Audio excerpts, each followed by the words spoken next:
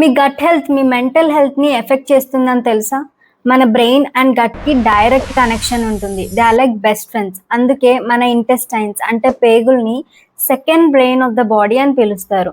మన బ్రెయిన్లో నర్వ్స్ ఉంటాయని అందరికీ తెలుసు. అలాగే మన ఇంటెస్టైన్స్ చుట్టూ కూడా ఒక నర్వస్ సిస్టమ్ ఉంటుంది. దాన్నే ఎంటరిక్ నర్వస్ సిస్టమ్ అంటారు. ఈ ఎంటరిక్ నర్వస్ సిస్టమ్ మన బ్రెయిన్తో వేగస్ నర్వ్ ద్వారా కనెక్ట్ అయి ఉంటుంది. ఈ వేగస్ నర్వ్ అనేది 2-వే కనెక్షన్. అంటే మన బ్రెయిన్ నుండి గట్కి సిగ్నల్స్ వస్తాయి, అలాగే గట్ నుండి బ్రెయిన్కి సిగ్నల్స్ వెళ్తాయి.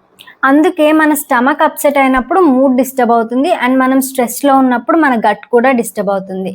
మన గట్లో ట్రిలియన్స్ ఆఫ్ బ్యాక్టీరియా ఉంటాయి. అందులో good bacteria and bad bacteria రెండూ ఉంటాయి. గుడ్ బ్యాక్టీరియా మన ఇమ్యూనిటీని స్ట్రాంగ్గా ఉంచుతాయి, డైజెషన్ అండ్ ఈవెన్ మన మూడ్ని కూడా సపోర్ట్ చేస్తాయి.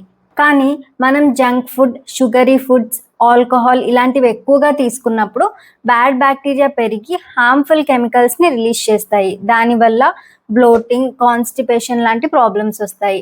స్టడీస్ ప్రకారం మన గట్ హెల్త్ సరిగా లేకపోతే యాంగ్జైటీ, డిప్రెషన్ లాంటి ప్రాబ్లమ్స్ రావచ్చు. లాంగ్ టర్మ్లో మెమరీ మీద కూడా ఎఫెక్ట్ చూపిస్తుంది. సో రిమెంబర్, మన బ్రెయిన్, గట్, మూడ్, డైట్ ఇవన్నీ కనెక్టెడ్. ఇవన్నీ కలిసి వర్క్ చేస్తాయి. కాబట్టి మనం తీసుకునే ఆహారంలో మంచి బ్యాక్టీరియా ఉండేలా చూసుకోవాలి.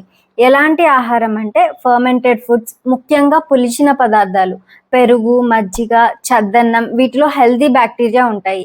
వీటిని ప్రోబయోటిక్స్ అంటారు. అలాగే ఇడ్లీ, దోశ లాంటి ఫర్మెంటెడ్ ఫుడ్స్ కూడా మన గట్ హెల్త్ని సపోర్ట్ చేస్తాయి. అలాగే ఈ మంచి బ్యాక్టీరియాకి అవసరమైన ఆహారం కూడా మనం తీసుకోవాలి. అవేంటి అంటే ఫైబర్ ఫుడ్స్, పీచు పదార్థాలు ఎక్కువ ఉండే ఫుడ్స్, అంటే brown rice, millets, fruits, vegetables లాంటివి. ఇవి మన గట్లో ఉన్న హెల్దీ బ్యాక్టీరియాకి అవసరం.